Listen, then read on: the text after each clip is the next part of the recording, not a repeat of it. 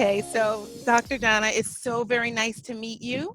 Hi, Likewise. and thank you for coming on with me today to talk a little bit about your business and your new book. And, I'm excited to hear more about who you are, what you're doing, and how our Business Equality Magazine and BEQ Pride can support your efforts.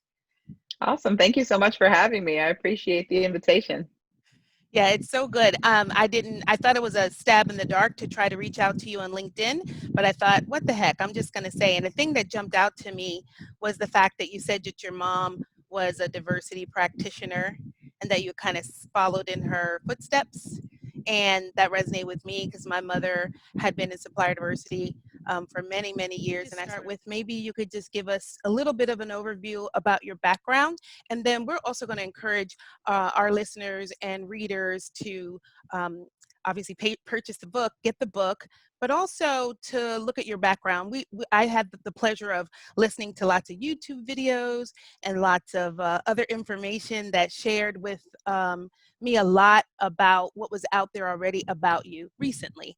And I found it quite fascinating. I even sent it to my 14-year-old. I was like, you need to hear this because she's, you know, a social justice warrior. She's out fighting the battle right now. She's on Instagram with her friends and, having an opinion about most everything. And it's nice to arm your kids with really good, solid information that's comes from a place of love, which is what I also picked up from you. And I think that's really amazing as a mom and all the things which I feel like I identify with you. I am really appreciative of your work. So why don't you just tell us a little bit about you? Yeah, no, thank you for doing that research. And I think those points of connection are so important. I'm very sort of readily interested in putting my story out there because that's exactly what I find is that, we're so much more alike than we are different. And when we find those points of connection, that's where the bridges are built. That's where the healing takes place. This, steaming hot mess that we're currently in is the result of otherizing each other and allowing ourselves to believe this delusion that somehow we're not all equal, that somehow we're not all God's children, that somehow we're not all made of love and made of the same star stuff. And that's just such a fallacy.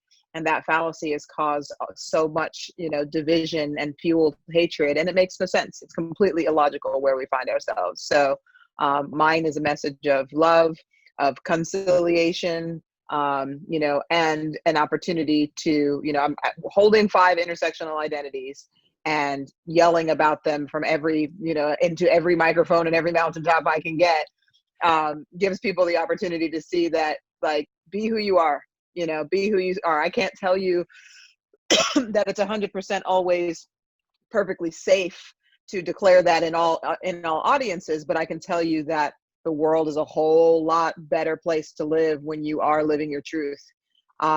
For the tiny amount of hate that comes, the amount of love that follows you moving and existing in your truth drowns out the hate by many, many, many magnitudes. So I come to this work and I come to this life by way of my mother and a long line of matriarchs, for whom love was the resounding mantra.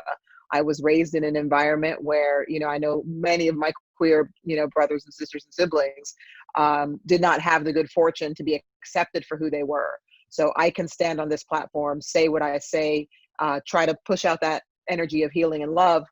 And I can do it with great power and ferocity because I was always accepted no matter what showed up. And that's an extraordinary privilege in and of itself. So, but I'm trying to make space and create visibility for folks of all identities, not even just the ones that I have. But my mother was a pioneer in the diversity space, and I, watched her do this for many, many decades, and she's still doing it. And I love working with her. Sometimes we contract each other on work, and actually just getting ready. She doesn't know that I'm coming for her tonight because I've got clients in Minneapolis, and I'm thinking that we need to do some kind of an open session, just a healing call, a session for primarily for people of color. And if other people, need to join, maybe I'll do a separate one and then a joint one. But we need healing spaces right now. People are reaching out and asking me, how am I doing, with all of the the recent deaths and the things that are happening and the overt discrimination. And for me, I have a certain kind of there is a scaling, a shell of armor that's also made out of love. We've been dealing with this since 1619. It's never stopped. It's just never stopped. The only thing that's changed is we have video footage. So I'm here for the duration. I'm here for the love and for the battle. And I have my wonderful mother to thank for that. So my business is 17 years old. I have been an entrepreneur, a social entrepreneur for 17 years. That's so weird to say because I feel like I'm 22. So. Yeah, 22. That's it. Taylor Swift. Because I'm drinking. I'm day drinking up in here, and it's the berries. It's the berries and the juices. The berries and the juices.